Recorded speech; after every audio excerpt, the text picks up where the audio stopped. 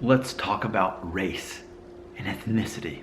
Granted, they are social constructs. I fully, openly recognize that, so perhaps it's ironic that that's the main theme of this channel. But I think it's important. I think it's important that we have these discussions, that we can understand this better despite it being a social construct. So here is a comment that I received today on a video I made a while back called "People in Spain See Mexicans as Second-Rate Citizens?" ? And here's a comment that came in from Mike Jr. 211. This was his comment, and I guess I had mentioned this in the video.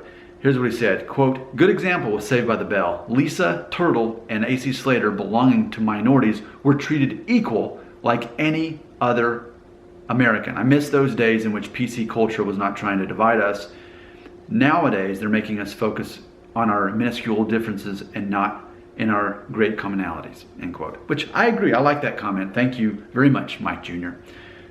So, and I also made a separate video talking about this, talking about Lisa Turtle and AC Slater in the show Saved by the Bell. It's funny because I was born in 1981, so it was a perfect time for Saved by the Bell to come out, because I was like 3rd grade through 6th grade as that show was mainly popular and coming out with new episodes. So I was kind of getting phased out of the cartoon watching days and more into this sort of sitcom that was a little bit like a teen sitcom in a way. But it's interesting because never once as a kid did it seem like a big deal that AC Slater was Mexican and that Lisa Turtle was black, because they never talked about it. It barely ever came up, if ever. There was an episode actually in the college years where they finally recognized that AC Slater was of Mexican descent. As far as Lisa Turtle, I'm struggling to think of a time when it was even brought up, because I know the story behind her being cast for that role. Lisa Turtle was supposed to be a Jewish girl, but when Lark Voorhees auditioned, they're like, nope, this is our person, we're going to get her. So they just rewrote it a little bit to now she's a black American, but they didn't really address it.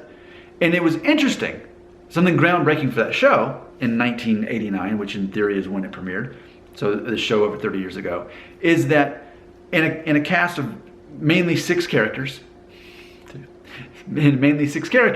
you had one that was black and you had one that was a Mexican American, the others being white.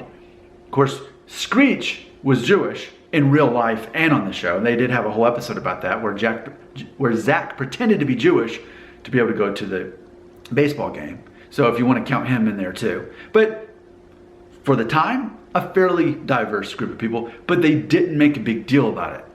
Like, you could tell by looking, but yeah, they did a really good job of that. And I commend them for that. And I think that's very interesting to see how that all worked out. So I really just want to, thanks for leaving that comment, and just really focus on what he said here. He said, good example where people belonging to minorities were treated equal like any other American. And I do love that. I love the simplicity that we can truly look at anybody being equal, especially for things they cannot help or control or would not want to change, like their race or ethnicity. Again, openly admitting it's a social construct. We're brainwashed to focus on this.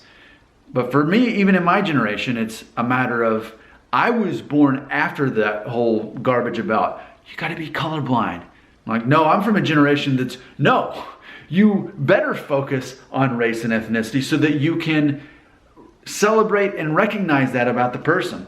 Because being of different ethnic backgrounds here in the United States, often it says something about our view of the world. And it's important that we recognize that.